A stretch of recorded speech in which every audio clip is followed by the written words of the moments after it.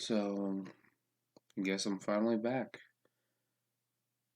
My first video back, I didn't really plan this out, but I decided, why the heck not? Let me take you on a little cruise down basically what I consider to be the best part of my life. Well, yeah, let me put it like this. This picture, this My Little Pony, Friendship is Magic, brings so many emotions to me and many others in this world. I mean, you got people across the world map who either appreciate, hate this show, something of that sort. But this has brought a lot of emotion and a lot of care into this world. Um, yeah, I'm sorry. This is just staring at this image, knowing that the show isn't over, but another generation has passed us. You could say, oh, well, I mean, you had a good run. All shows come to an end eventually. That is true, but to me, it's so surreal, I guess. I don't know. But that's besides the point. Let me take you down one of my memories. My Little Pony Friendship and Magic is a show about a group of six that save their world known as Equestria. You have your main characters Twilight, Fluttershy, Applejack, Rarity, Pinkie Pie, Rainbow Dash, and sometimes the occasional Spike. But, they they're all unique characters to say the least. Let's start off where the first episode starts off.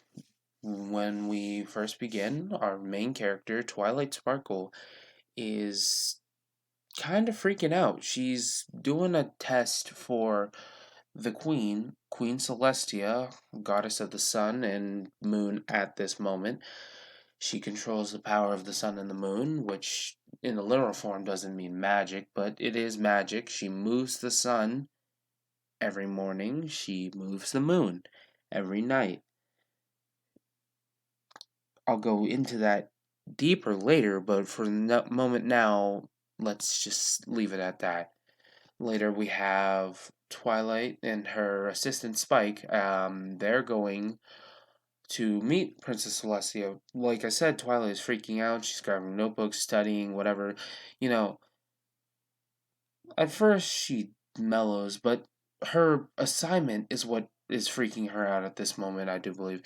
She has to make friends, which she finds completely ridiculous, mostly because you'll find out later in the show she's been putting this off. She's been working on her magic skill, not making friends and whatnot. Some people say that Celestia knew she was gonna be like the Princess of Friendship. And, later on when she does become the Princess of Friendship, there is that moment where she's like, I've guided you all this way, and I completely disagree with that, but it is what it is. Celestia is a thing all on its own, but that's for a later time. Twilight in her new town known as Ponyville first meets Pinkie Pie, I think, yeah, Pinkie Pie. And Pinkie Pie is super surprised. She knows everyone in Ponyville. She knows all their birthday information. You can call her a stalker. You can think of that, but just everything about them, what they like, what they don't like, what they need, whatnot. She likes to celebrate for everyone, so of course when she sees Twilight, she immediately freaks out because it's a new person who's moving into Ponyville. So she goes off to celebrate and will set up a party for that night, but Twilight is not here to make friends. Like she's gonna pretty much ignore that for the most part. She's come to set up the soul something. It was a celebration for Queen Celestia's like thousandth year raising the sun or whatever every year. It's dumb. That's all I can remember off the top of my head.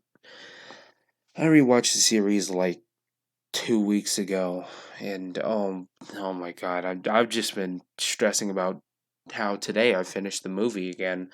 I never watched much of the Equestria Girl series, but after going through it's okay. It could be better. Um, Twilight meets up with Rarity, Applejack, and whatnot, setting up this whole event only for Celestia to not show up. It's so the whole pilot and beauty of the show kicks off from here. But it all starts off because Twilight has to. Well, no, no. Twilight finds a book with the elements of harmony in it, and she's like questioning. She not that she found it. She heard about the elements of harmony and is trying to find out what it is. Whatever. Spike finds the book. It's a whole thing. But skipping past this started a lot of things. Like Nightmare Moon is the first enemy they face. It is Celestia's sister, Luna, that she had to trap in the moon for 1,000 years. You can look it up right now. I'd suggest looking up a song called Lullaby for a Princess. It is very beautiful and it honestly puts in a lot of emotion to what truly that means, because the show, it doesn't gloss over it in any way, but I don't feel it goes deep enough into it. And some people could argue, why would you go deep into such a simple thing if it's, well, she put her sister in the moon for 1,000 years. Yeah, that's kind of a thing in fantasy episode, not fantasy things in general. Well, yeah, but I just feel that the Brony fandom, like, not that's a whole different video on itself, but the Brony fandom really takes concepts and just kind of expands upon them. There's all types of things that we still don't know about their universe. We know the map, we know all the background ponies such as Olivia. I said Olivia, didn't I? Okay, I meant Octavia. That's just a personal favorite. Shut up. You know, Sweetie Drops, if you want to call her that. No one does. Lyra, A bunch of background characters in this show. I feel bad for not memorizing all their names, even though most people have. It's just the fact that I'm lazy. Anyway, back to the show. The whole reason I'm making this little episode that's probably not going to be little, it's probably going to be like 20 minutes long because I refuse to, get to the point. And I don't feel any of this needs to be edited out except for short clips like that one. Me edit this out, and if you didn't, I swear, I'm going to do nothing because I'm lazy.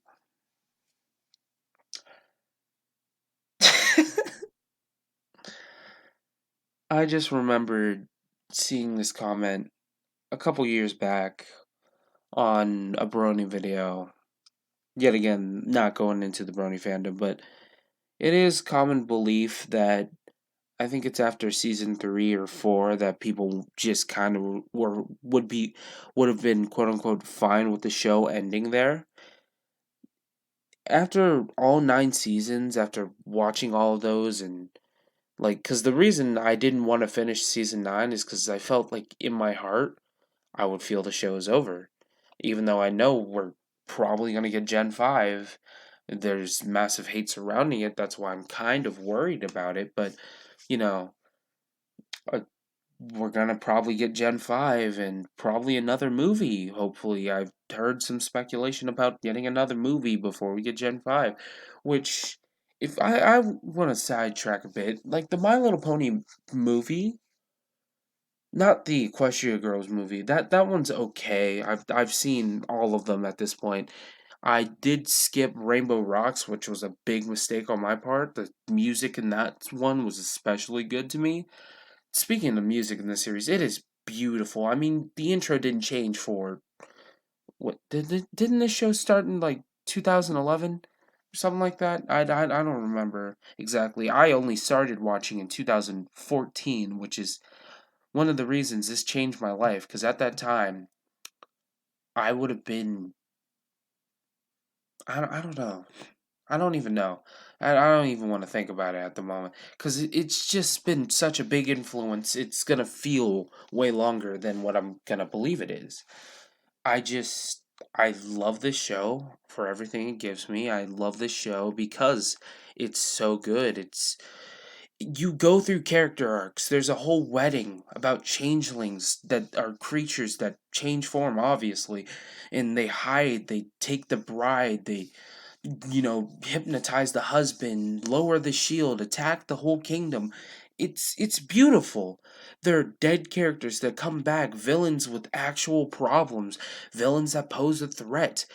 Things you don't see often in shows because they lack the heart to do so properly. I mean, this show it is great. It's had its downs. Don't get me wrong. It has had its downs. There are episodes that won't land. I'm not going to mention any because I don't want hate, but that some people don't feel, you know, that all episodes of this are good, and I disagree with them. But you know, look, I'm saying too much. The point is that the vast universe that is the land of Equestria and Equestria High, the Everfree Forest, and whatever it's called, and I completely forgot the title of the movie already. What's her name? Wallflower Blush or something like that, I think. That's my favorite Equestria Girls character, not gonna lie. Oh my god, did I liked that movie. That was a good movie. I can't even really call it a movie because it was like 45 minutes. The point is, everything that comes from the show is beautiful, in my eyes at least. Now, that just might be because nostalgia, the fact that I've watched most of it before, except for the Equestria Girls, and I love it. I love the fact that there's changes. I mean, Discord's one of my favorite characters, even though some people. I understand why some might not like him because he doesn't really fit in with the rest of the show. Because even though he pretends to apologize, it's not like he actually is apologizing. He's forced into a corner and whatnot. I understand that. I've heard plenty of people talk about it, but to me, the reason that's set up like that is because of this carefree world. Discord can get away with just faking an apology and continuing to be bad the way he is. He clearly isn't like intently always like that, but it just I don't know. He hits me in some sort of way. I mean, personally, my favorite character of the series is Spike, and almost everyone will disagree with that because Spike is the little baby dragon that's annoying and all of his episodes suck. To me, he's the cool little brother that just kind of hangs out. His episodes are fun to me because they're a change of pace drastically. Or, in case of one of the episodes, I can't remember the name off the top of my head. It's like a two-parter. He is a different perspective of the events that happened. There's a couple like that in the series. I wish there were more, but you know, it happens. He's traveling with the pets, doing his thing. I love this show for what it does. It just brings me joy. It's taken me out of whatever depression I might be in or, distracted me from what the torture of life is. It's it's beautiful. I don't even know how to express it. That's why I didn't write a script for this video. It didn't feel natural to write down and read off of a freaking Google Doc about how I feel about this show. I could do it with other series like Zelda and whatnot. I have a couple of those videos on the way, but this I had to freeball it. I'm probably not going to edit much of this out. I love this show and I don't have real ways to describe it. Every time I turn it on, I remember the good times of my life. I remember why we pushed through those bad times. I remember why we're living in the first place. And it makes me want to spread joy much like anyone else who watches this show. Now, you could argue this is a show for little girls, and I would say in 2010, where you belong, sure, but that doesn't mean I can't watch it. Let's talk about Avatar: Last Airbender for a second, because there's many old people and myself and young people who enjoy that show. There are going to be times when people insult it because it's a children's show, and that's why some people like Korra. I'm not going into that argument right now. I'm not going to talk about Korra for a solid month. And Korra, that's a way sidetrack. Let's just get back to Avatar. The point is that show's beautiful and it's aimed at kids. Not just like it doesn't even matter if it's aimed at kids. The point is that shows can be good anyway. Some shows are better when they're aimed at kids. I mean, there's examples of them being bad. I mean, look at Steven Universe, but that's a whole nother day. It's just, it doesn't matter who it's meant for. If you enjoy it, then you enjoy it. Enjoy what you want. This is, a life. You live your life. Don't care about what others say to you. You are you. It does not matter. This series makes me feel like that. It makes me realize that I don't care if it has the color pink for the entire screen. I don't care if the main cast is completely female. It's a good show. There are so many good YouTubers, good-willed people who have watched this show and it's made their lives better. People have grown up on this show. People have literally gotten into marriages and serious relationships and actually made themselves happy. Their lives have become happy because they watch this show, and other people are distracted by their depression. So, at least it's a getaway. It's a paradise for those who are looking for it. I highly recommend this to anyone who wants to just sit and have a good time. Yes, you know, it's years old by this point. I mean, yeah, it just ended last year and it that crushes my heart. I cannot stress this enough. That does crush my heart, but that doesn't matter. I love the show anyway. It makes me feel like a good person. The point is that I love this show for everything it does. When we have the Changeling War, the Civil Changeling War, that's a serious topic. How'd they fix it? With friendship. They kicked out the evil queen. She went insane in the woods, but they killed it with friendship. Some people don't like some of the changes in the show, like Starlight Glimmer and, the other girl, Bacon Hair. Sunset. The point is, it doesn't really matter how you feel about this show. The fact that you enjoy it is a blessing, and I feel that it doesn't have enough attention. And you could argue, well, I mean, half the internet knows about it and hates it. Well, yeah, but half the internet hates it only because it's a girl show, or only because it's a show aimed at kids, or purely because they just don't want to care about it or want to give it that chance. I love this show. I used to think the same way. I assure you, before I watched this show, I put it on as background freaking sound. I put it on as background sound when I first watched it, but before the first episode ended, I was already just like tied to the screen. I love this show, and it doesn't matter who you are, it doesn't matter where you're at. I feel you'll love it if you give it that chance. I know this has gone way, way far from, a review, but these are my feelings of My Little Pony. And that's all I have to say. It's a great show. I recommend it to everyone, and if you don't want to give it that chance, you're missing out on a lot. A lot in this life. There's a lot meant for you. Please give it that chance.